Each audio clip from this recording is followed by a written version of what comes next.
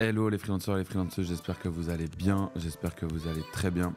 On se retrouve aujourd'hui dans cette nouvelle vidéo pour parler de freelancing et en l'occurrence pour parler de ta boîte de freelance qui malheureusement, si tu ne le sais pas, ne vaut rien.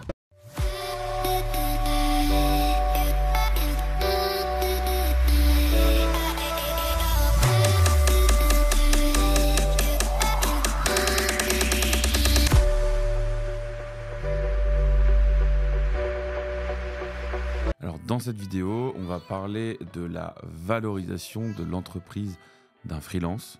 Et spoiler alerte, à mon avis, elle vaut rien. Ça peut paraître bizarre d'entendre ça, mais c'est une réalité et je vais te donner 7 raisons, 7 explications qui justifient, on va dire, le pourquoi de la non-valorisation de ton entreprise de freelance. C'est pas ma volonté à moi, c'est économique et je vais t'expliquer en détail tous ces infos-là. Avant d'aller plus loin, je t'invite à t'abonner à la chaîne et à nous poser tes questions en commentaire. Si jamais au fil de cette vidéo, tu as des choses qui t'interpellent ou tu as des questions, indique-les-nous en commentaire, comme ça on prendra le temps de te répondre et de t'apporter toutes les infos dont tu as besoin. Alors peut-être cette information t'a surpris ou pas, mais en tout cas, sache que ta société de freelance ne vaut rien aujourd'hui, elle n'est pas valorisable et elle n'a aucune valeur pour plusieurs raisons et c'est justement ce qu'on va regarder ici. Première raison, et c'est certainement la plus évidente, la société de freelance ne vaut rien parce qu'elle est dépendante du freelance. Aujourd'hui, la société de freelance génère du chiffre d'affaires, 100, 150 000 euros par an de chiffre d'affaires parce que tu es dedans et que tu vends tes services auprès d'un ou plusieurs clients. Donc, il y a une forte dépendance à ce qu'on pourrait appeler un homme clé, qui est le freelance dans la société, qui fait qu'il y a de l'activité. Si demain, il n'y a plus de freelance, bah, évidemment, il n'y a plus d'activité. Et une société sans activité, c'est une société qui vaut rien. Si on fait un parallèle, c'est comme si vous étiez à la fois le conducteur et l'essence d'une voiture. Sans chauffeur, une voiture, elle va nulle part. Donc, c'est pas possible de permettre à une entreprise d'être valorisée s'il n'y a qu'une seule personne qui travaille dedans et que tout repose sur cette même personne. Deuxième point qui fait qu'une entreprise de freelance n'a pas de valeur, c'est que la plupart des sociétés de freelance n'ont aucun actif. Aujourd'hui, une entreprise comme la tienne, elle n'a pas de stock, de brevet, elle n'a pas de licence. Donc en fait, tu n'as aucun actif dans ton entreprise qui pourrait éventuellement être valorisable. Et donc, in fine, ça fait que la société n'a pas de valeur. Troisième point qui fait que cette société de freelance n'a aucune valeur, c'est ses difficultés en termes de transmission. Imagine demain, tu veux vendre ta société. Qui l'achète? Personne. Aujourd'hui, c'est comme vendre ton ombre, ça n'a pas de sens. En fait, la société, elle dépend de toi et personne ne l'achètera. Puisque si tu n'es plus dedans, la société ne tourne pas en fait. Et c'est vrai que dans la valorisation d'une entreprise, la transmissibilité, c'est-à-dire sa capacité à être transmise, eh bien, elle est clé dans la valorisation. C'est ce qu'on appelle plus ou moins l'offre et la demande. Si tu n'as pas de demande, tu as beau faire des offres, personne ne te l'achètera et donc tu n'arriveras pas à la valoriser et à la vendre en fait. Autre point qui ne va pas aller dans le bon sens de la valorisation d'une entreprise, eh bien, c'est la volatilité des revenus. Aujourd'hui, tu as peut-être un ou deux clients qui font que tu génères du revenu. Si tu perds ce client, si tu perds cette mission, eh bien, tu n'as plus de revenus. Et dans une entreprise, plus les revenus sont pérennes, plus les revenus sont réguliers, plus on peut lui donner de la valeur. Aujourd'hui, une entreprise qui n'a qu'un client ou deux clients, ça va réduire fortement sa valeur parce que évidemment il y a un gros risque que s'il y a la perte de ce client, il n'y a plus de revenus dans l'entreprise. Donc en plus de tous les points précédents, il y a aussi ce paramètre-là d'être très dépendant aux clients et d'être dans une volatilité des revenus qui fait que ça réduit fortement la valorisation potentielle de l'entreprise. Ensuite, avant-dernier point, il y a l'absence de propriété intellectuelle. Comme je le disais au tout début, dans les actifs, aujourd'hui l'entreprise ne possède pas de brevet, pas de licence, n'a pas spécifiquement de propriété intellectuelle. Si tu es développeur par exemple, ce que tu développes la plupart du temps va appartenir à ton client et non pas à toi. Donc tu as beau développer les plus beaux outils, les plus beaux scripts, les plus belles technos possibles pour le compte d'un client, ces choses-là ne t'appartiennent pas à l'entreprise tout du moins. Et donc du coup ne sont pas valorisables. Et donc cette problématique-là fait qu'il n'y a pas de propriété intellectuelle dans l'entreprise.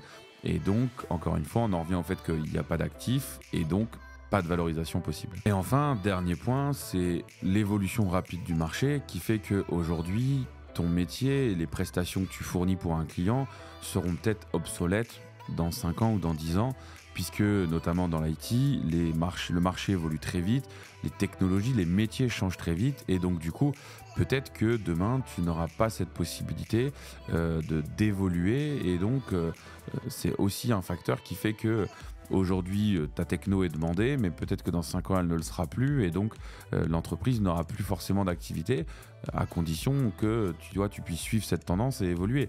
Il y a des métiers qui existent aujourd'hui qui n'existaient pas il y a 5 ans, qui n'existaient pas il y a 10 ans.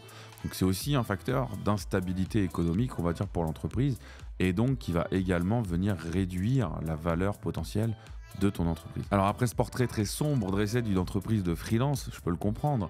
Tu dois te dire, mais qu'est-ce que je fais là-dedans? Je te rassure, il y a plein de possibilités, et c'est notamment un peu le but de cette vidéo, c'est de pouvoir t'apporter des éléments de réponse. Donc maintenant que tu es conscient que ta société ne vaut rien, c'est pas très grave, puisque tu as quand même un levier très très puissant en tant que freelance, c'est le levier du cash. Tu as une activité qui génère de la trésorerie, et donc du coup tu as la possibilité via ce cash de développer d'autres actifs qui eux vont être valorisables. L'actif le plus classique qu'on peut retrouver dans ces stratégies-là, c'est évidemment l'immobilier. Donc tu peux tout à fait aujourd'hui, grâce au cash que tu génères en tant que freelance, développer de l'immobilier et donc générer d'autres actifs qui, eux, ont une valeur. Alors évidemment, si ton cash sert juste à financer ton lifestyle actuel, c'est pas très pérenne et ça va pas te mener très loin, pour être très honnête. Mais si tu es dans cette logique de vouloir casser ce plafond de verre de tes 80, 100, 150 000 euros de chiffre d'affaires annuel, de générer d'autres sources de revenus et de regarder quelles sont les stratégies qui peuvent être pertinentes pour toi, je t'invite à regarder en dessous de cette vidéo. Tu vas retrouver des liens, notamment pour réserver un call ensemble et pour te parler et avoir les informations concernant l'incubateur. L'incubateur, on l'a développé et mis en place justement pour accompagner les freelances comme toi qui sont dans cette logique de se dire, ok, je génère un certain volume de chiffre d'affaires annuel, j'en suis content, mais j'ai envie de plus, j'ai envie d'autres sources de revenus, j'ai envie de plus de liberté, j'ai envie de pouvoir prendre un break après une grande mission, j'ai envie de ne pas me casser la tête et me stresser quand je suis en période d'intercontrat. Et donc c'est justement pour ça qu'on a développé ce programme, suite au fait que plein de freelances qu'on a accompagnés ont mis en place des activités dans l'immobilier, dans d'autres business, le transport. On a également des personnes qui ont développé des activités dans l'automobile, par exemple.